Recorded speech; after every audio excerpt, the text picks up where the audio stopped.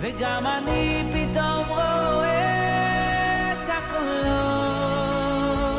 And welcome back to another episode of Kolot. This is your host, Rabbi Hillel Kappenstein, director of the Columbus Community Kollel, and it's a great honor and privilege to welcome all of you back to our next episode featuring Rabbi Ilan Feldman. This is a very exciting episode for me, particularly having grown up in Atlanta, spending much of my childhood in Rabbi Ilan Feldman's shul, allows me to ask him questions that I know that everyone's going to love to hear him discuss. We do discuss, just to give you a little bit of a snapshot, we discuss what it's like to be an assistant rabbi under his father, and then what it's like to succeed one's father while their father is still relatively young. We discuss Rabbi Feldman's early blunders as a rabbi, his take on out-of-town versus in-town, the incredible journey of him raising the shul's mechitza, and how to deal with a shul, a breakaway shul in one's own community just down the street. We also discuss some serious and sensitive issues that are currently going on, and we end off on a little bit of a lighter note. We talk some Atlanta Braves talk. So a great episode. I'm sure you're all going to enjoy very, very much. To sponsor a Kolot episode, email me, sponsorkolot@gmail.com. Once again, sponsorkolot@gmail.com. This episode's sponsor is Restart. Restart is a career development platform which offers complimentary access to log in and work with live career advisors who will help find meaningful employment opportunities that match what you are looking for. To learn more, visit www.joinrestart.com. Once again, www.joinrestart.com, and learn about your employment opportunities today. And without any further ado, allow me to tell you about our guest.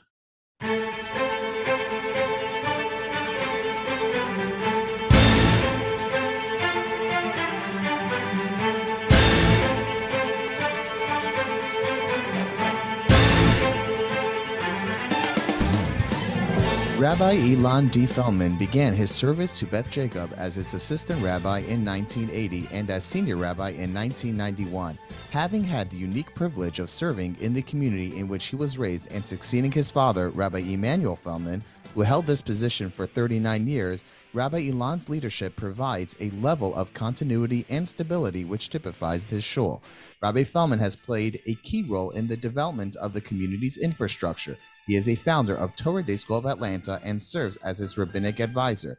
He was instrumental in bringing the Atlanta Scholars Kollel to Atlanta, and he serves as dean of the Atlanta Kashrus Commission. Rabbi Feldman, thank you so much for joining Kolot. Pleasure to be here. Thank you for having me. So I read in your bio that you grew up in the city where your father was the rabbi, and I know Atlanta was very different back then. Wasn't too long ago, but it was a couple of decades ago. So tell us a little bit about what was it like growing up in Atlanta? What was Atlanta like then? And what was it like growing up as your father as the rabbi?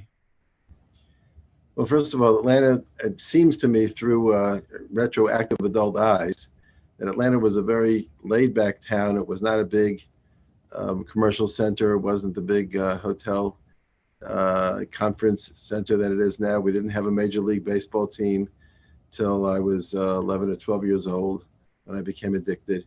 It was a very sleepy town, a very nice southern town. There were about 20,000 Jews in the community. As far as I know, my brothers and I were the only yarmulkes on the heads of young people outside of Limud Kodesh part of the day in the day school, because Limud Chol part, there were many kids that took off their yarmulkes in those days because it was just something unusual for them. So it was a totally different type of a community at that time. And at the same time, we knew we were special. Somehow, my parents managed to find a way for us to feel special and not weird, not the odd man out, but somehow the ones who were privileged to wear yarmulkes and to keep Shabbos and so forth. And what are some of the early lessons that you learned from your father? Number one, patience. Number two, patience. Number three, patience.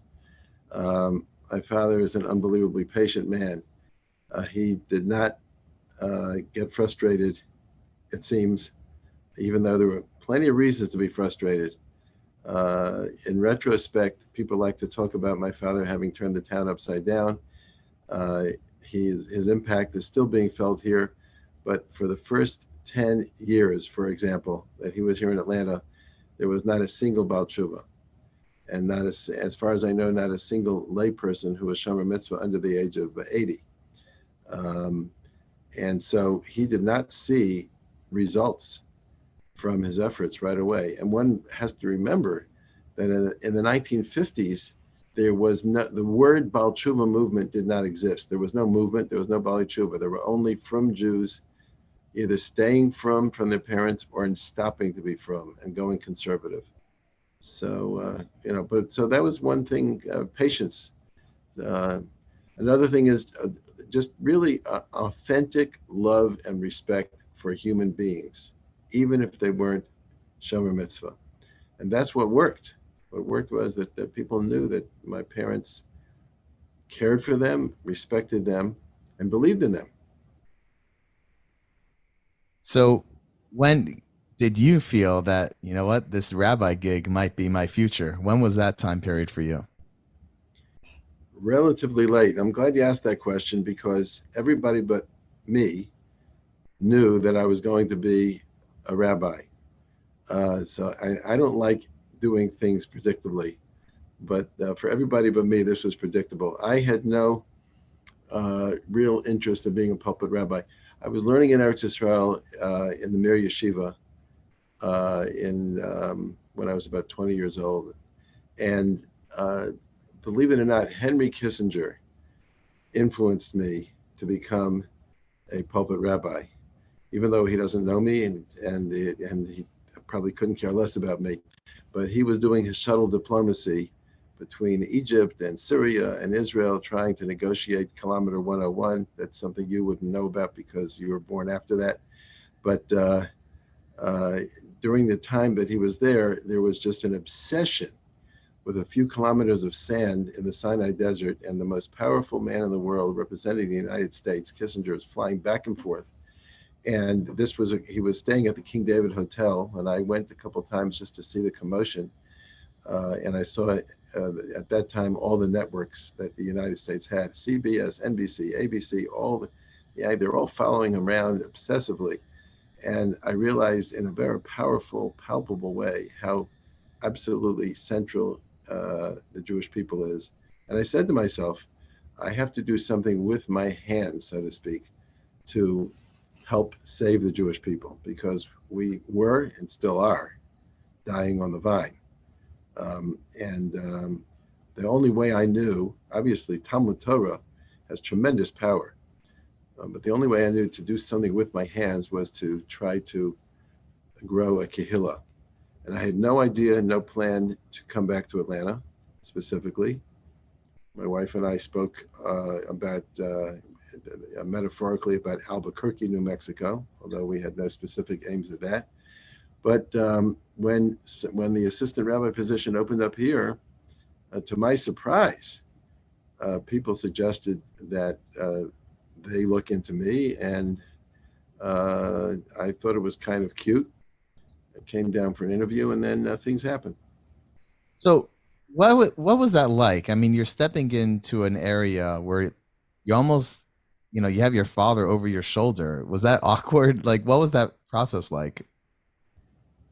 For some reason, it wasn't awkward. I'm capable of making any situation difficult. But for some reason, this was not awkward. I don't know why. I'm sure it's to my father's credit. Looking back now that I've had assistant rabbis working with me and under me, so to speak, I see what it must have been like for him. And I think he handled the situation with a lot of wisdom, gave me a lot of space, and at the same time gave me appropriate direction. It wasn't awkward.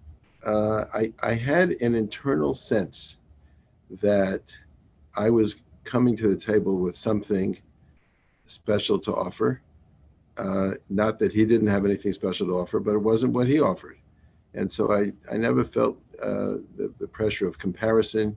I never felt like I had to live up to anything. I respected him and admired him. And matter of fact, I was a connoisseur of his drushos. I would just love to hear him speak because he was is a master speaker, an artist, really.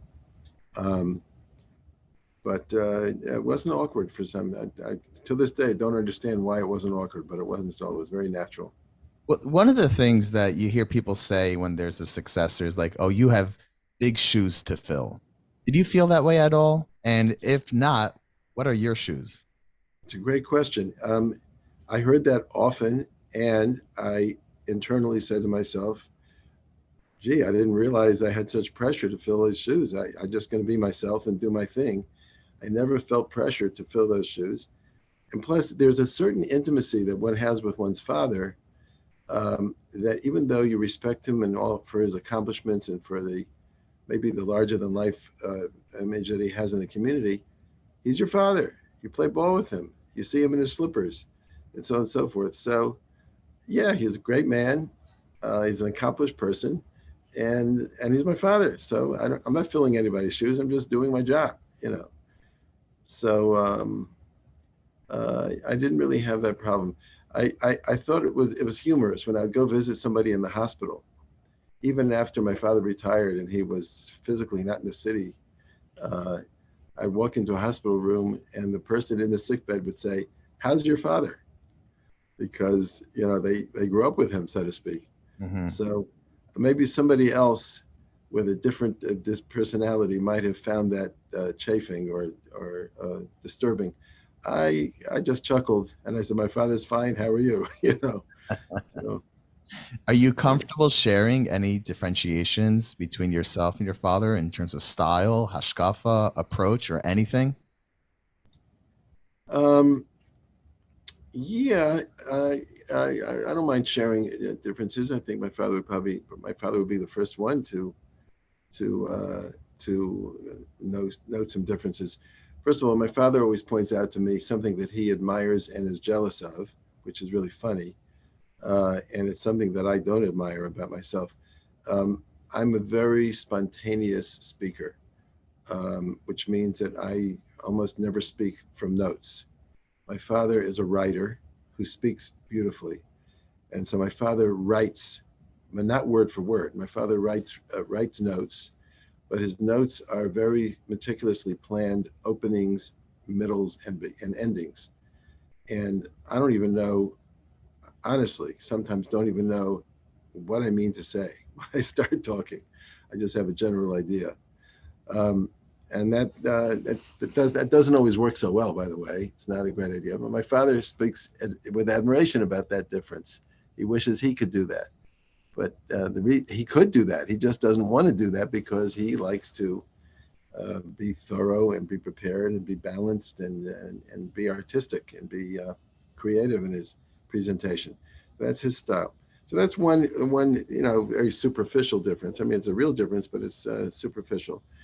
My father also has said that he feels that the leadership that he provided was appropriate for the kind of culture that presided at that time, and that the culture was shifting around the time that I came in and succeeded him. Um, the I was, I mean, my father was also fresh out of yeshiva when he came down here, but yeshiva in 1952 was different than yeshiva in 1980. And I had some adjusting to do, even though this was my hometown and there was nothing really shocking about it. Coming from yeshiva back to Atlanta, having learned in Kolot for several years and coming back to Atlanta, I was much more intense, um, much less playful at the beginning. My father had a very relaxed style, created connections with the Balabatim through kibitzing sometimes. He might have even played tennis with one or two people. Um, I did, but I did it in secret, uh, you know, and I was much more intense, certainly at the beginning. And intensity is not something that a typical balabas can appreciate. Balabatim are not driven in the morning to find out how they're going to steig during the day. That's not the first thing on it. They want it. They certainly want to grow, and they certainly want a relationship with the Kadosh Baruch Hu, but they have a different way of going about it. So I was very intense at the beginning. There are other differences. But I was also blessed to be a Talmud of my Shver, Rav Shmuel Yaakov Weinberg Zatzal, and the way I taught Chumash, the way I taught classic texts was heavily influenced by my father-in-law, and my father had a totally different approach. The way that he taught, I would say that his way was much more inspiring to a layperson because there was a tremendous amount of just color in the way that he assessed various figures in Chumash, and various dynamics and various drama in the Chumash. And I was much more text-based, and very, very interested in developing whatever I said out of the text. So there are differences that way. So spontaneity is something big on your list. It's actually, I have to say, the reason why I wanted to do this interview, because, sometimes you think, who can I do an interview with that I don't need to share the questions ahead of time, that I could spring anything upon, and you came to mind. So let me ask you, would you say that you took the shul more to the right, to the left, kept it the same, just grew it? And you could give whatever answer you want, but it does not have to be politically correct. Yeah, don't worry. I have not been accused of being politically correct. First of all, I reject the notion of right, left, and center. Those terms are borrowed from politics, and the relationship with God is not political. It's personal, and it's real, and it's internal. So the idea of moving the shul to the right, to the left, the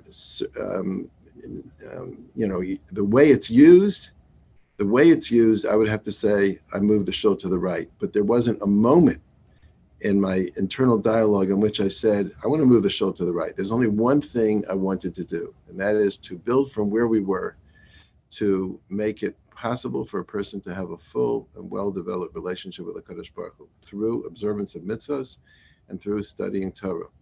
Now, some people call that moving to the right. If you have a shul where the overwhelming majority of the members drive to shul on Shabbos, and then 15 years later you have a shul where a significant number of members walk to shul on Shabbos, can you say the shul moved to the right? The shul always said, God gave us a Shabbos, and here's how to observe it, and here's how to get there, step by step, drop by drop, slowly. And then when they get there, you can't say people move to the right. It's the same message, except they actually bought it. So I reject the whole notion of moving to the right. Yes, we now have on Friday night at Kabbalah Shabbos and Maariv, we have 170 men, and out of those 170 men, 45 of them are wearing black hats. So does that mean that we know how we're going to vote in the next presidential election? No, it just means that 45 people are wearing black hats. So, I certainly have no desire to imitate any culture that exists in the frum world, which means I don't want Atlanta to become like Lakewood. I don't want Atlanta to become like Baltimore. I don't want Atlanta to become like New York. In other words, I'm not possessed by a feeling that in order to be real, we have to become like anybody. We just have to move forward. We have to learn Torah. We have to observe Shabbos. We have to educate our children. We have to have lives of Kedusha. We have to know where America is going off the deep end into devastation and moral corruption. We have to know those things. And if we talk straight about that, maybe some people will call that moving to the right. Those who are dishonest about the sickness in American society and somehow want to embrace the entertainment and the music of American society and still be frum, they're not to the left. They're just corrupt. Mm-hmm. That's politically incorrect. Okay. Well, no, I want to jump on something you said. You're not looking to make Atlanta like any other town. You're not don't want to make it like any other city. So there is Let me ask you, is there a time and place where you do want to look at another city to kind of see, what could we be doing like them so we could get better? Is there ever a time you could look at Oh, another? yeah, always, always. Other cities have tremendous uh, aspects and dimensions to them that I'd like to emulate. Like I want to take, I want to take the Hatzalah. Hatzalah. We need that. We need Hatzalah. And how do you do that? I have to learn from other cities, more developed cities. We have what's in. It's minute literally evading the word. The group that takes care of practical emergencies. Chaverim. Yeah, Chaverim, right, right. So I'm very jealous of Scottsdale, Arizona, which has Chaverim. That's my son-in-law's a Rav there, and they have Chaverim and we don't. So I feel inferior. But so I want to copy Chaverim. And there's all kinds of things, and the tremendous Bikkur Cholim and Chesed organizations and so on and so forth. More sophisticated and more developed and mature cities have all kinds of things that we want to imitate. Absolutely. But the culture, I want it to be Atlanta's culture. Every city has its own personality, and there's no reason to try to imitate what some other city has developed. That's their personality. That's their culture. And listen, once we're talking straight, and I really have no idea who's listening to this. And if you want to have a relaxing time, you can skip the next part of the discussion. But not everything in the Frum community is so positive. Most things are, and Baruch Hashem, we have each other, and Baruch Hashem, we have a Frum community. But there are aspects of Frum culture which we do not want to import to Atlanta, Georgia.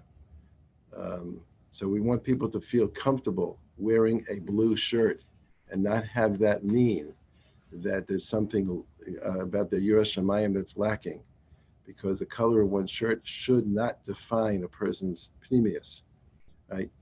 There are communities where you can't wear a blue shirt and you will not be taken seriously. That is a superficial assessment of a human being, and it should not be allowed to remain as a cultural norm in a community that claims to be connected to HaKadosh Baruch Hu. Now, I know that sounds outrageous. Like, Rabbi, you're so out of town, you don't realize how out of town you are. If that's what out of town is, please don't ever make me an in-towner. Well, I'll ask you like this, and my slight pushback is you find this a lot in the Hasidic community, where they dress a certain way specifically because they want to feel part of something larger than themselves, and that helps them stay connected to the Rebbe's teachings, to the Rebbe's hanhagas, Sure. practices. And Sure. one of the ways that it's really implemented is levush, how they dress. So Yes. while on one hand I could totally hear that blue shirt, white shirt, who cares as long as you're wearing a shirt, right? But on the other hand, sometimes clothing could help someone stay connected to something bigger than themselves. Do you buy into that? Absolutely, 100%, very, very much so. And I would even say that somebody who deviates from the norms in their community in order to deviate, by definition, is got a problem. I'm talking about the normal self-expression that sometimes is suffocated by the overwhelming feeling that you have to fit in, not because you're identifying with a certain approach in Yiddishkeit, but because you're not allowed to be different. You're not allowed to be different. So that, and people suffer from that in the larger communities. Not everybody, some people, a significant small minority of people. In a big town like Lakewood, that could be thousands who suffer from that kind of thing. I don't think everybody in Lakewood is dressing the way that you have to dress in Lakewood in order to identify with a mission and a tzura of Avodas Hashem. It's just that it's not worth it not to fit in. And so that kind of a thing. I don't want to overdo it. It's one aspect of Frumkeit that's not necessarily, nowhere in the Torah does it say that you all have to dress the same way. We could do a whole episode on this. I was in Lakewood for 6 years, but Yeah. jokes aside. I just came back from Lakewood, from a chasana. I read the ksuva in Lakewood at a chasana, and my suit was dark navy, And in the wrong light, you could tell that it was a different color than all the other suits, not most, all the other suits in the room. And I felt weird, like, I thought maybe somebody else maybe should read the ksuba after me because I was wearing the wrong color, dark navy suit. Anyway, go ahead.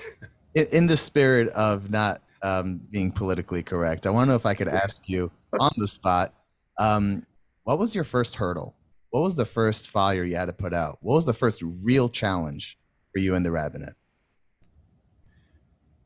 I'm going to answer you straight and out. You wouldn't believe. The first real challenge that I can remember is that I naively, as the director of the Hebrew school and the preschool, thought that it would be okay to allow 3-year-olds to go to the afternoon program, which we call Judaic enrichment, and not go to the morning program, which was basically general studies for 3 or 4-year-olds. And that was taken as a sign by people here that I was trying to create a frum revolution to allow a 3-year-old to go and learn Aleph Beis and not go and learn ABC in the morning. That was a raya that I was going to, overwhelm the community with frum standards. And that was at the time taken to be a major challenge, and people really fought it hard and emotionally, secret meetings and all kinds of things like that.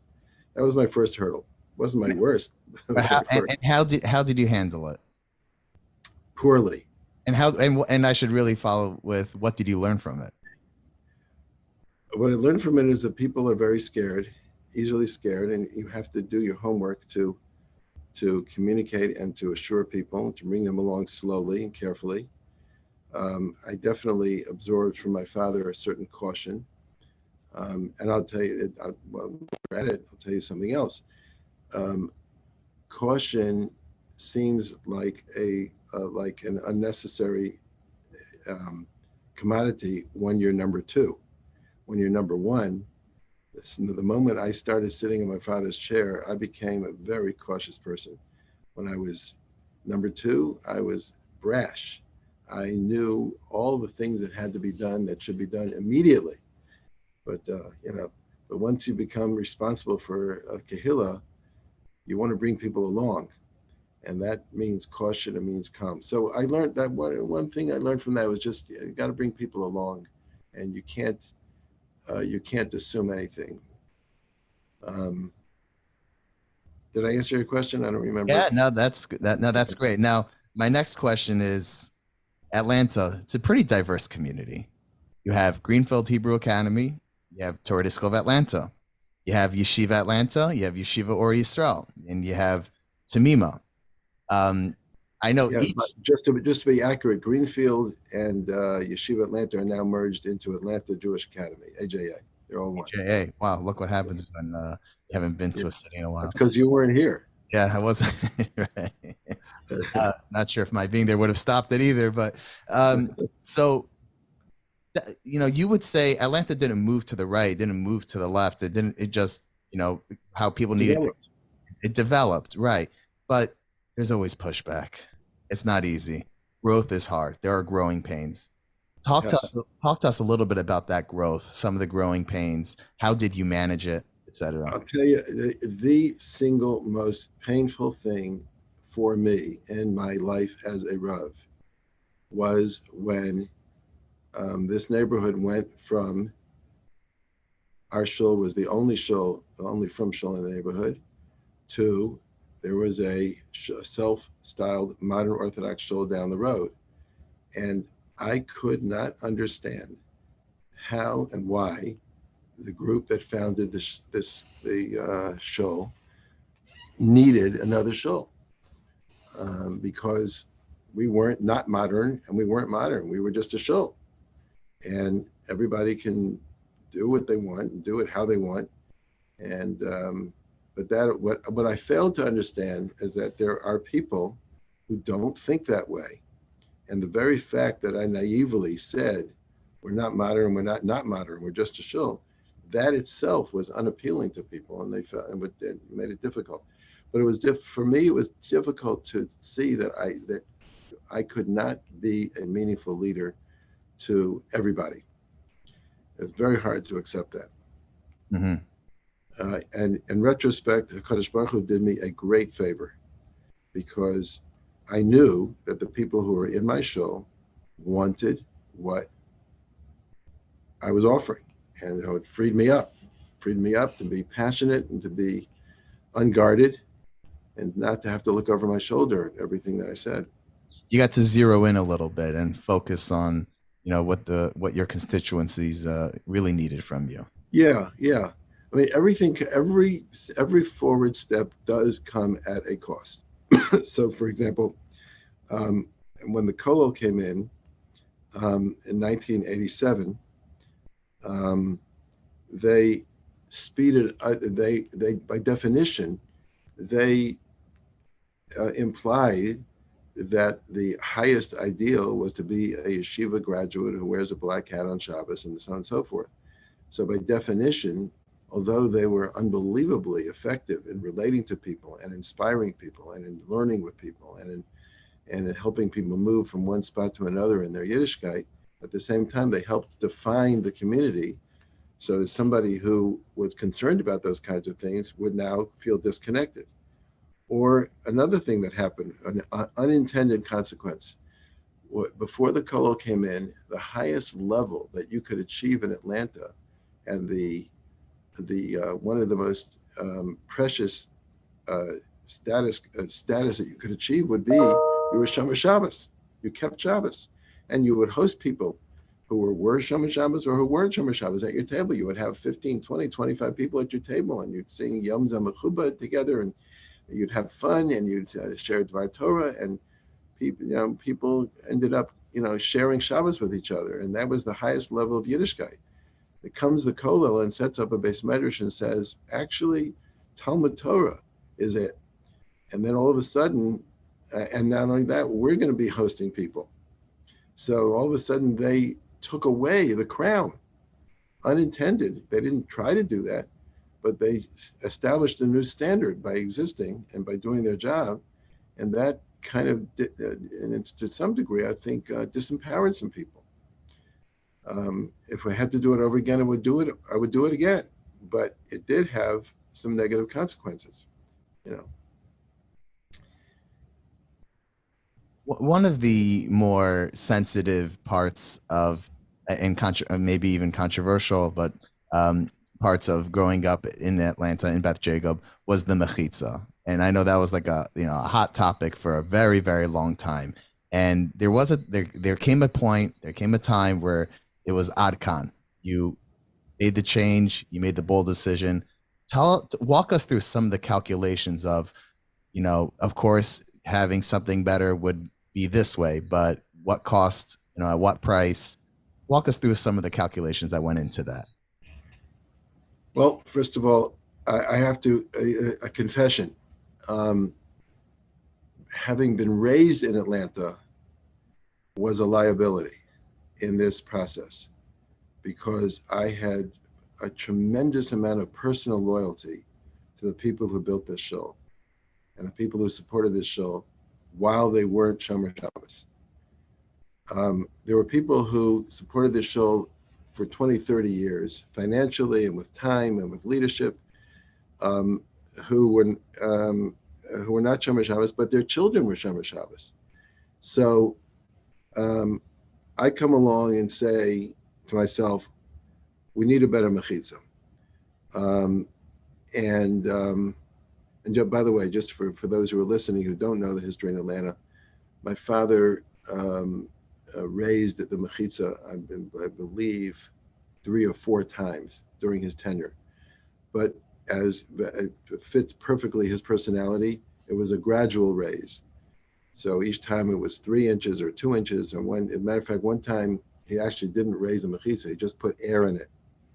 In other words, he lifted the thing off the ground, so there was 3 inches of air under the mechitza, which meant the mechitza was 3 inches taller, So, and I knew that when and if I touched the mechitza, we were going to do a once and for all fix. We're not going to do this anymore because I'm going to have to fight every 5 years. If it was good enough till now, Rabbi, how come we have to do it again? The process that resulted in the mechitza that we have now took 9 years, and but that was the final effort. There were efforts that I publicly aborted when a delegation of women came to me and said, "Rabbi, you think that the shul hasn't made a difference to us because we're not Shomer Shabbos. You think that the shul isn't our spiritual home. You're about to abandon us by raising the mechitza, which doesn't speak to us at all. And we want you to know that shul has changed our lives. And if maybe we're not fully observant, but our children are observant, and we're proud of that. And now you're willing to abandon us and favor another constituency." So they were wrong. I said this loud and clear wherever and whenever I could be addressed. I am not addressing the mechitza in order to satisfy a constituency. This is not Congress, and I'm not a representative, and I'm not elected, and I'm not doing things because some group is pressuring me. Because if that's the case, all you have to do is pressure me harder, and then I'll go that way. And not only that, it was an insult to me. I have my own ideas, and I don't do things because people pressure me. But that's the way people looked at things. But so one of my earlier efforts, several years before we finally initiated the final effort, but several years before, I publicly aborted because I said to myself, the shul is not ready to swallow this, and I'm not willing to abandon these people. I think I was correct.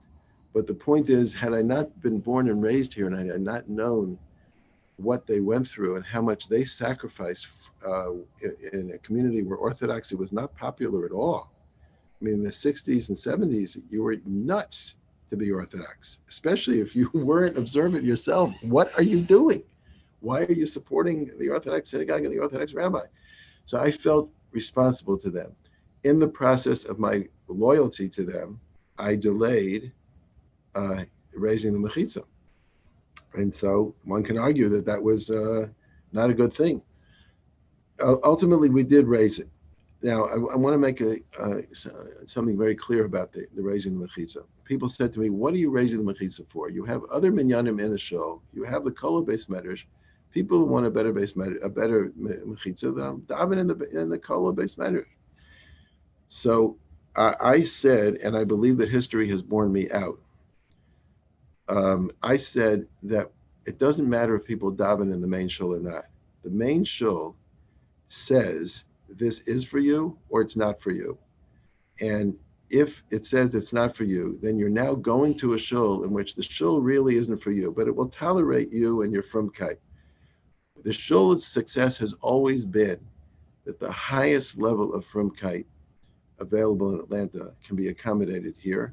And those people then lift up others. But if the shul starts being a place where the highest level of frumkeit has to go elsewhere to get what it needs, and we have no right to claim to be a source of growth for people. So it's a very delicate thing. The tendency in Yiddishkeit is factionalism. Everybody does their own thing.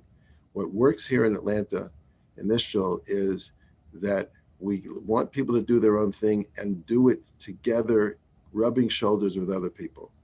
So the mechitza upstairs, whether you're going to daven there or not, because the davening starts later or it ends later or the rabbi's drasha goes too long, okay, you don't want to be here, that's fine. But it can't be a shul that you can't daven in because it is so distracting, because the mechitza is so low, and so, or you as a wife don't want to come because you can't stand up and daven Shemona Esrei when you came in late because everybody's going to stare at you because they can see over the mechitza. So it can't be a place that if I wanted to daven there, I couldn't daven there. So that to me was a very important statement that the shul needed to make, that we still deserve to have the highest level of frumkeit, feel comfortable here. And what did it for you? Like, where was that? Okay, I think we're ready for it. Like, when did that click for you? It's a great question. I remember the day, it was at nighttime. I remember the night before Rosh Hashanah when I said to myself, either you're going to do it or you're not. And it took, for me, just for me, I wouldn't say for anybody else, but for me, with my history and my connections here and so on and so forth, and my my faith in my father and so on and so forth. The whole thing was a very complex thing. For me, it took tremendous courage. It was the most courageous thing in the world that I ever did, was to stand up on Rosh Hashanah, Lifnei Am Ve'eda, in the big Rosh Hashanah high holiday crowd, and I devoted 2 days of drushes, first day and second day, to the mechitza, and that we're going to do that. And Dafka did it that way, which is entirely different than my father's style.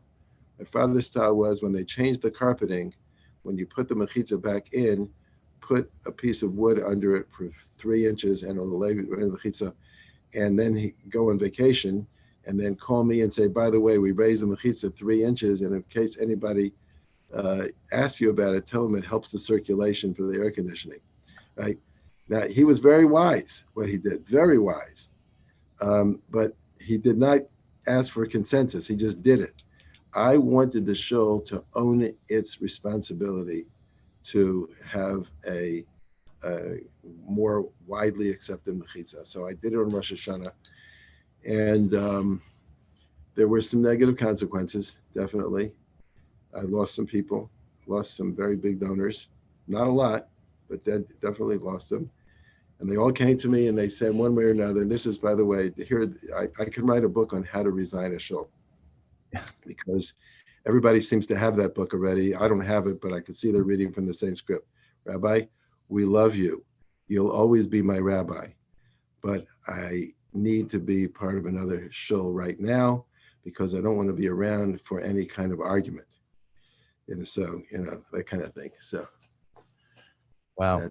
That's the deal. Wow, that's a lot. I have to say, it's a lot.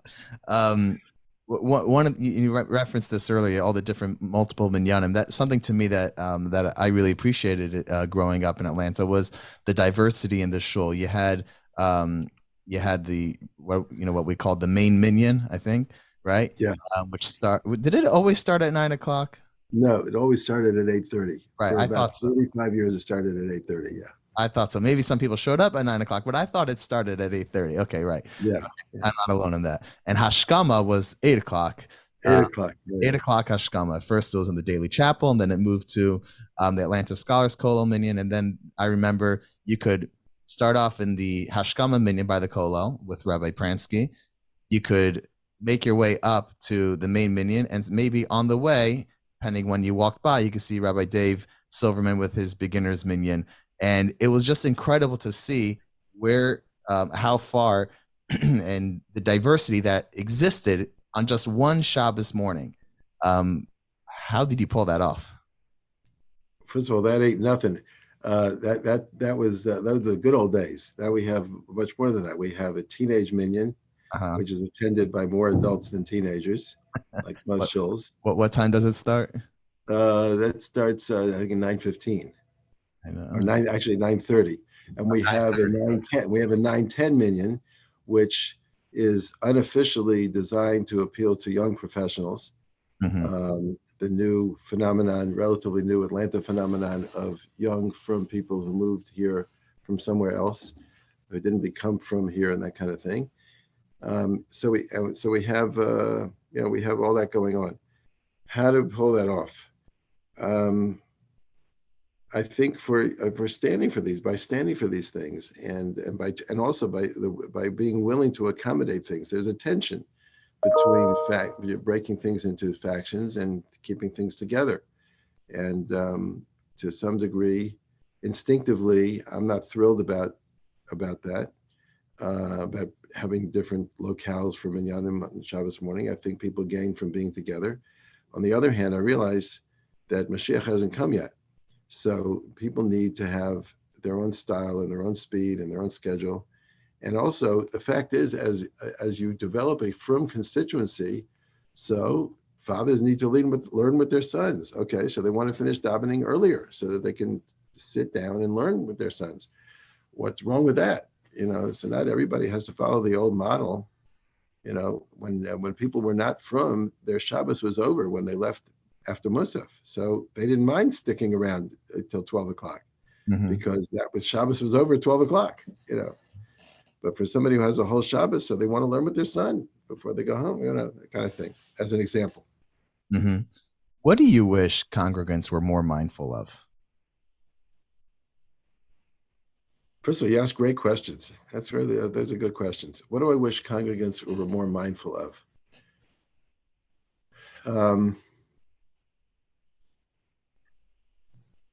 I do wish that they were more mindful of what they can offer other people. And I don't mean help them when they have a baby or give them a meal during Chashon when they're saying Shiva. Everybody wants to do that, and that's wonderful. It's beautiful that they do that. It's beautiful. I'm talking about, I wish that Balabatim understood that their presence makes a difference to other people. I think the Balabatim think of themselves as consumers. They join a shul in order to get what the shul offers. That is the lowest level of participation. I say join a shul in order to offer yourself to others. Because when you come to daven, you are making an environment for somebody else. Think of it that way. So the expression is, I'm going to grab a minyan for mincha. That means the minyan is there, and now you're going to get it for you. No, go make a minyan for mincha so somebody else can have a minyan, right? And when you daven with the idea that you're creating a sort of tefillah for other people.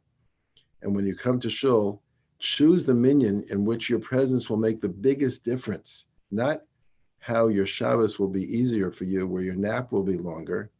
But what do I want? Why do I want Balabatim are to be admired? They work hard all week long. They struggle. They sacrificially spend tons of extra money on education of their children, on kosher and so on and so forth, and on living in a neighborhood where houses are twice as expensive as they would be if they lived 20 miles away. And they do that so that they can have a shul. And then comes along Rabbi Feldman, and he wants them to be mini rabbis who are living their lives on Shabbos for everybody else. It's not realistic, but you asked me what I wish. That's what I wish. I wish that they would live for others. If I were to ask the question in the reverse, if I were to go around to different congregants and say, what do you wish Rabbi Feldman would do or not do or say more of? And maybe not because you're guessing, maybe because you hear it, but what do you think that would be? I think by now they've given up, so they don't wish anything anymore. They've given up. But when they used to wish things, when there was hope that I might change, first of all, I think that they would wish that I'd be more accessible. I think that people politely, if still, I get this, Rabbi, I know you're busy, or I hate to bother you, but, and they don't realize from my point of view, you're not bothering me. I'm here for that. But I think people would wish that I'd be more accessible. More involved in their lives, that I would know their children's names, and so on and so forth. I think that they wish that. And then there might have been a time, I think, where people would wish I'd be a little bit more patient and less insistent, less intensely driven for certain things. I think that's changed. I think either with age I've changed, or like I say, they've given up. Yeah. And then there are people who know there's certain deficits that I have, and they don't wish I'm different. That's just the way he is. Acceptance. Yeah, acceptance. Whatever. Nobody expects to come into my office and find my desk to be neatly arranged. An organized mess. Yeah, a disorganized mess. Yeah. So I'm sure there are deficits, but I think they've at this point it's a long marriage, so they've kind of given up. And what do you think what are you most proud of in your career in Atlanta? What something that it's like a badge of honor for you? Without a doubt, I am most proud of the fact that I have worked with people who are greater than me in one aspect or another, and I have given them free rein and not crowded their space because I'm the rabbi and I have to be seen and be, and be the center of attention. I am very, very proud of the fact that I stayed out of the way and let great people do great things. And I guess what? I found out a secret. I get the credit anyway. So, matter of fact, I only get the credit if I stay out of the way. If I'm crowding myself in all the time, I don't get the credit because then it looks like I'm desperate for credit. So, can I press you yeah, for details? Can I press you for examples?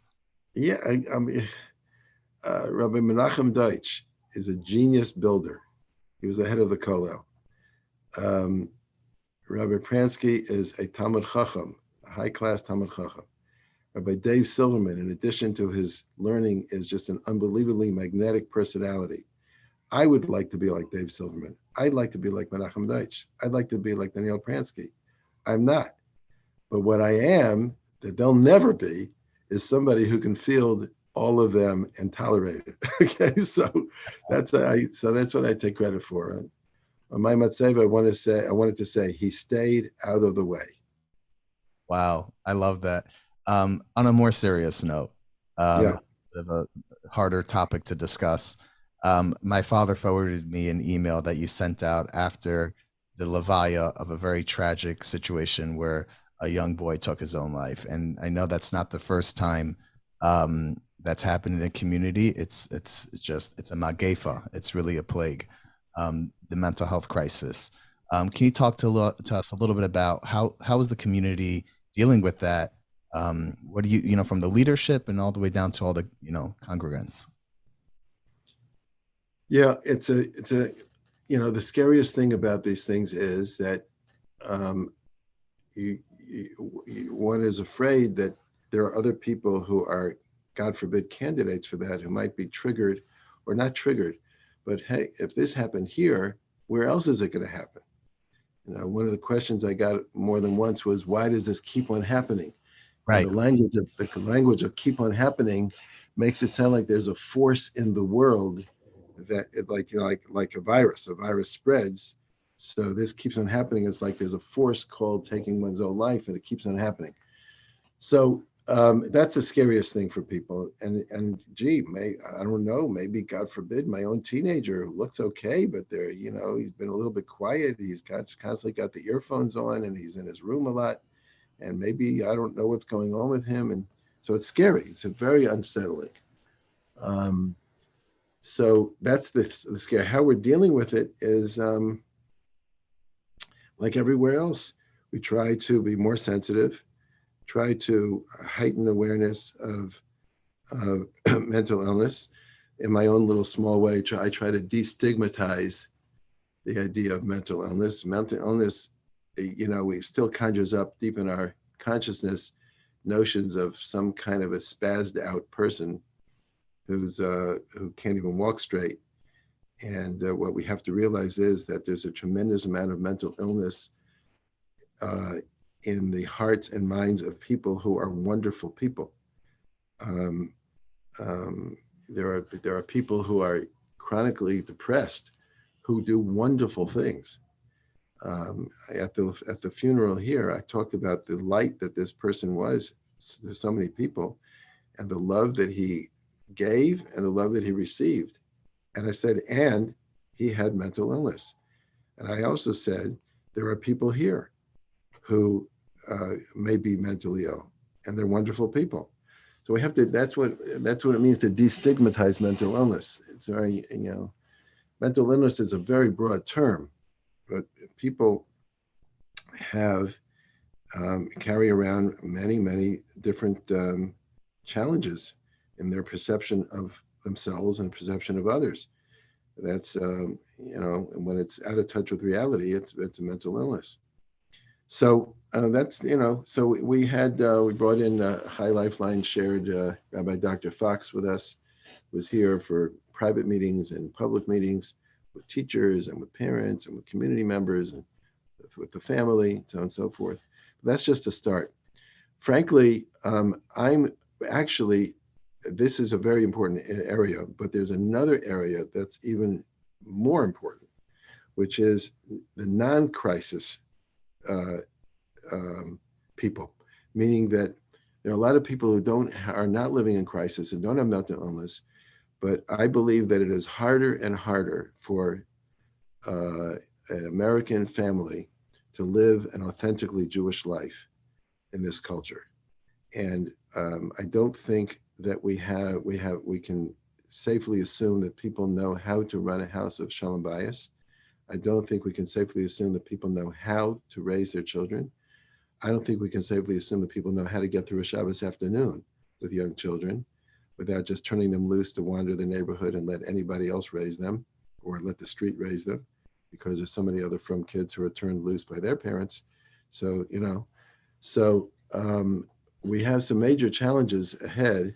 How do we raise ourselves as a non-mentally ill community, and yet take the teachings of our Torah and make them work for us in our day-to-day living?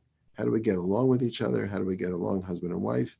How do we have the home become a place of nurture where being at home actually makes you a stronger person, as opposed to being at home as a place where you go to recharge your cell phone battery, and where you go to sleep and where you go to change your clothes.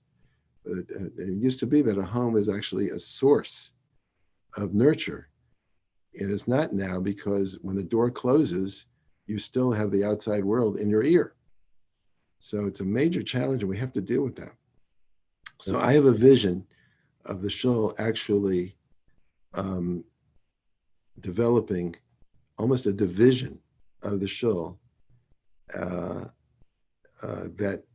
offers ongoing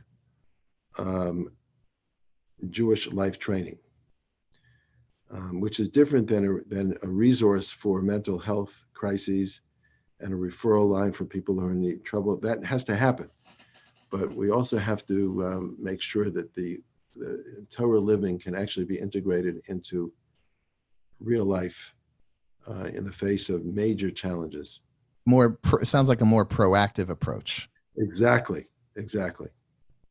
Yeah, and we discussed this. I'll reference an earlier episode we did with Dr. Lewin Fahn, the chair, Department of Psychiatry of the Ohio State University, and also the program director for the Jeffrey Schottenstein Resiliency Program. And resiliency, life's trials and tribulations are not escapable, but how do we build resiliency is something that we have to have a special focus on. Rabbi Feldman, on a lighter note, I couldn't end this interview without asking you one of the most important questions you'll ever field, and that is the tomahawk chop racist?